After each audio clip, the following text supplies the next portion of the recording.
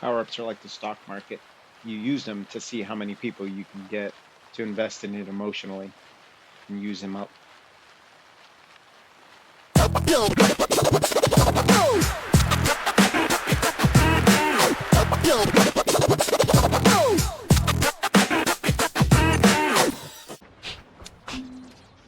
Hello and welcome. This is ZRL. Today we are riding the road to ruins. You are new to my channel. Welcome. If you're returning, welcome back. For once, I am trying to use the microphones that I have in order to record. So,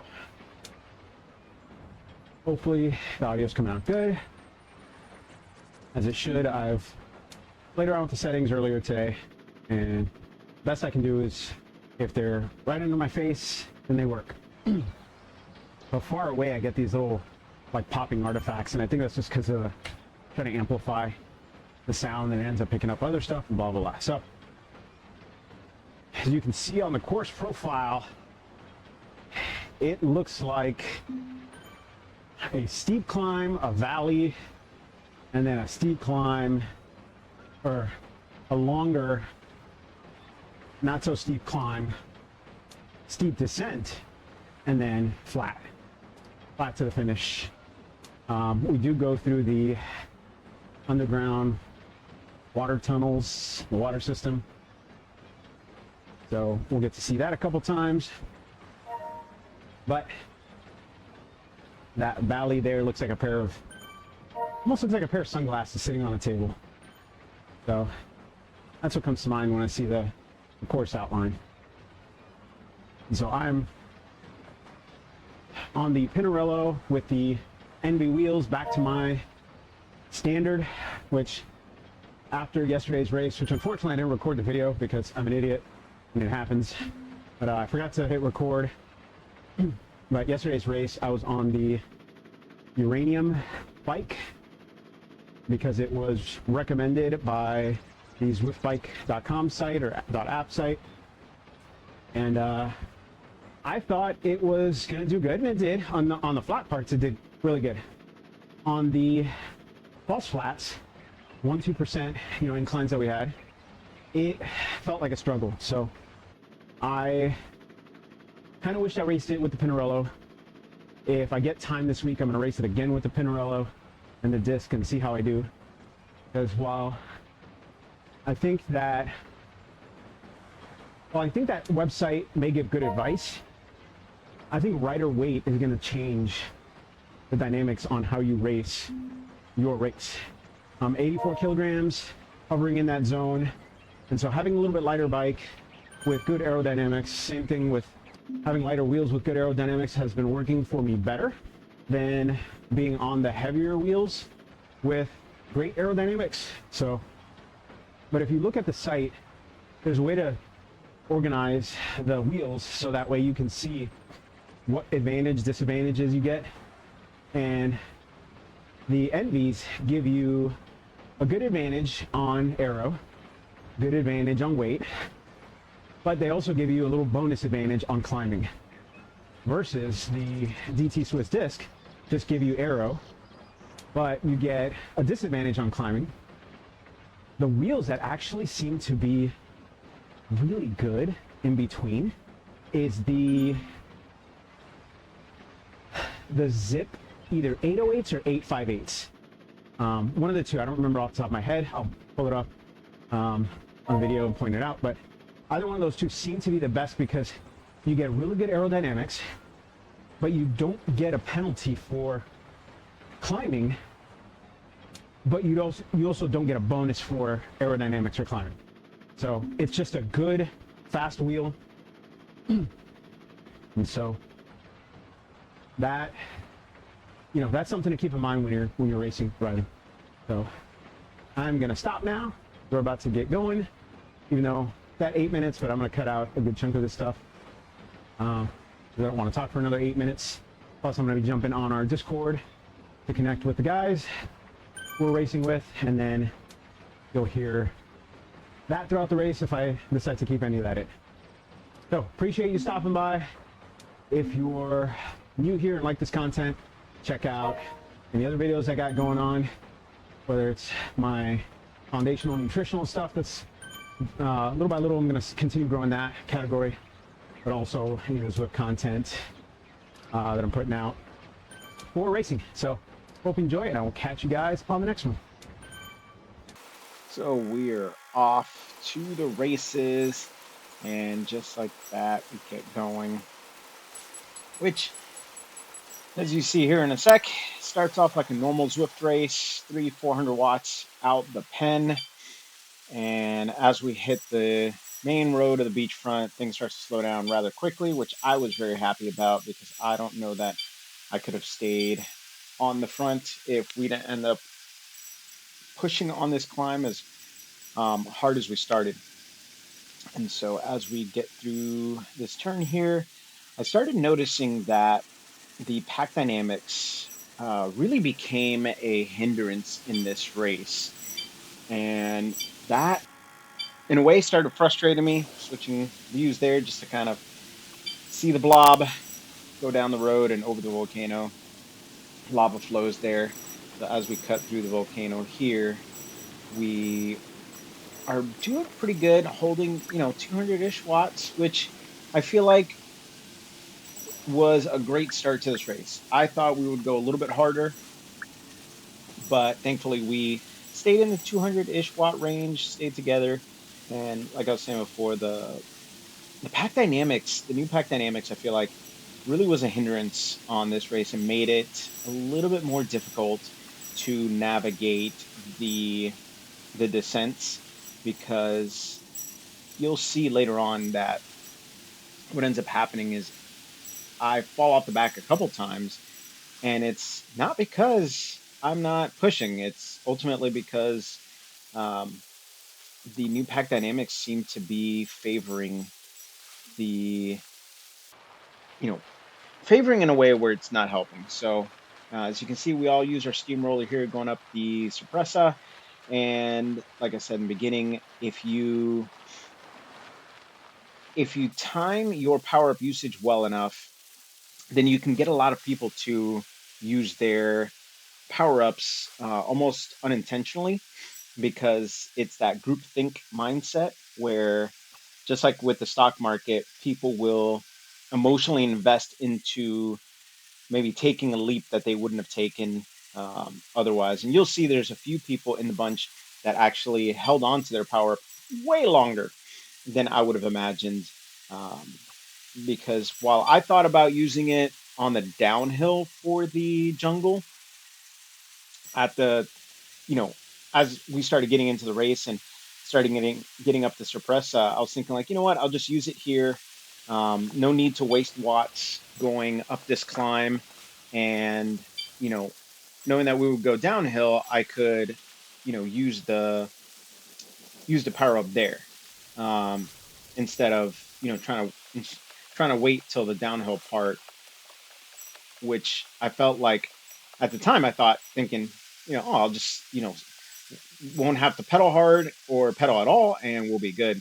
So as we start to hit the climb here, I feel like this was probably the best climbing I've done in a long time. As you can see, there's a bit of a split being created there. A couple of people kind of jumping on and off, but we were really moving up this climb. Now, I recently switched to a 3211 cassette, which has helped me with climbs like this. I actually not only switched to a 3211, but also set my trainer difficulty back up to 100%, which I feel like has helped me with these climbs, being able to climb right now I'm climbing in the 5330 range, somewhere in there, because my derailleur is actually a little bit short for the 3211. And so when I drop into my 39 tooth chainring, the derailleur, if I go into 3932, the derailleur actually gets a little bit jammed. So as you can see, I push a little bit hard there to get back onto the front of this group through that split. I didn't want to miss the opportunity to stay with this group. I I know that I pushed a little bit harder than I should have, because at this point, as you can see, I'm going off the back just a little bit. And so I push up again and kind of play this game of I try to soft pedal as best I can, but that kind of, pushes me off the back and then kind of back and forth. if I stopped pedaling, um, which really was getting frustrating because I started using way more power than I thought I should. You know, staying around the 200, sometimes popping into the mid 200s. As you can see, I went into 300s there, even though we're going a little bit uphill. And so trying to stay with the group through this part of the jungle, which is more downhill than anything, really was hard. And so as we get to the bridge, I start to, put a big effort into it because at my weight and at my experience, I know that I have to push hard up the back half of that hill. So I usually push hard going into it. So almost sprinting going downward so that way I can carry my momentum up through the top and then kind of not soft pedal, but you know, pedal hard enough to where I can go over without being at a full sprint. And so I start to, drift up towards the front. And, again, I feel like, you know, going at 200 watts at this point, I feel like I should be, you know, I shouldn't have to go that hard, especially since, we're going downhill. Yeah, I'm on the front, so I'm not really getting any draft right now. Um, and as I start to flow forward, I was like, you know what? I'm just going to carry my momentum. You see, I jump up to, jump into the 300s for a second there. And then as I look, I see that, hey, I've got a, 2 second gap. The person in front of me is, moving a little bit faster. So I catch up to him so I can sit in his draft. But because I roll through him, I was like, you know what? I'm just going to keep going to the next guy. Um, keep that distance up. You see that, we've got a couple seconds right now. The person in front of me is a couple seconds ahead of me, and we got a couple seconds ahead on the pack. Even though my camera view is actually hiding all that, which I didn't realize at the time. But we've got a good few seconds on the group, so it's like I'm just gonna keep rolling through. And again, it felt easier to maintain this pace off the front than it did in the group. I don't know, what it was about it. And, I ended up growing my gap out a few seconds. Probably didn't get any more than like 3, 4 seconds. And then as you can see, the group is starting to, come back to where I'm at as we get through the cave here. And as I see the first person pass and all the names start to pop up, I knew that at this point, my time off the front was done. Only spent a couple minutes, but I figured why not? Why not enjoy the limelight while I had it? And so as we start to move up up the backside of the jungle, after watching a few different races today, I thought, people were, complaining in a way about the jungle part, and I was thinking like, could it really be that bad? After doing what we did, it hurt a lot more than I gave it credit for. And so I can truly say that I understand, where people were coming from now. You can see I hit my steamroller there because at this point I'm looking to survive. I'm falling off the back. I'm kind of, surging in between groups. I feel a little bit good, and so I'm trying to get what nutrition I can in, but I'm, feeling just good enough to where I think I could, maybe hold the back of the wheel of these two guys and then, try and catch up on the climb. But as we start to hit this 3, 4% part, I knew that that front group was gone. I catch these two riders that were ahead of me, and as I push on, I see the group going, but I just could not get far enough above 300 watts to try and close in that gap. And at this point, they're 17-ish, if not more seconds ahead of me. And so my thought was, let me get some distance between me and the guys behind me.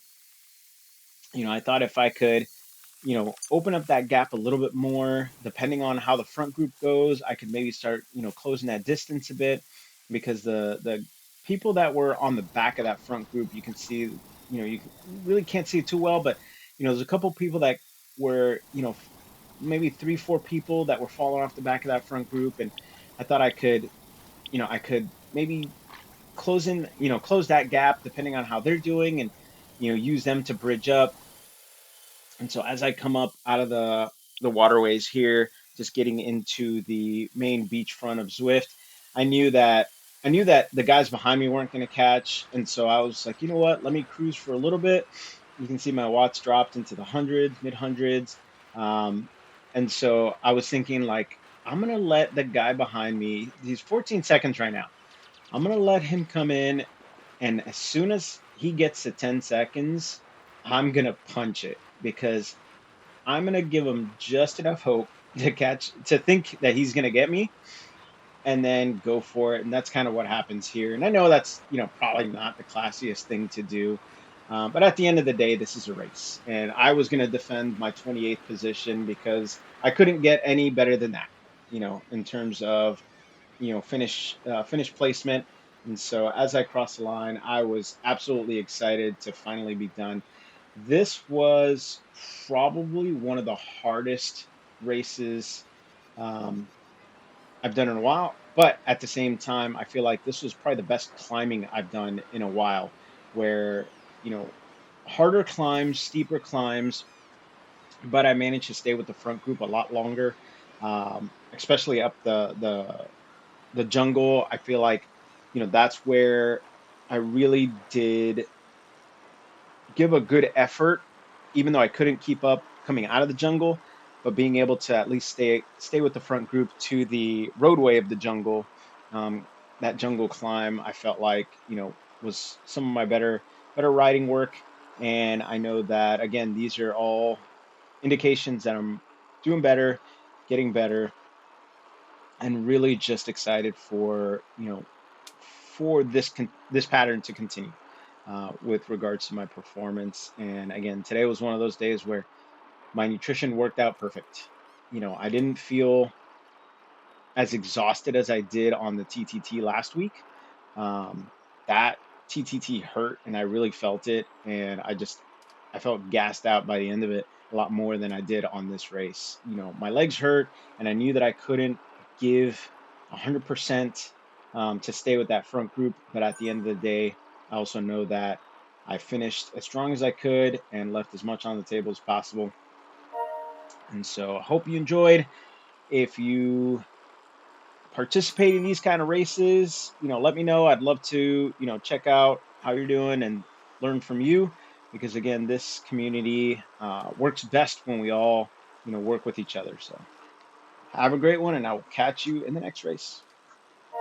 Hey guys, Miguel from that thing you just watched. If you know where that reference is from, please leave it down in the comments below. One of my favorite channels to review content. So I'll leave it at that. But if you enjoyed this video, please hit the subscribe button, watch videos, playlists, whichever pop up. But thank you so much for joining me on this journey, and I hope to see you next time.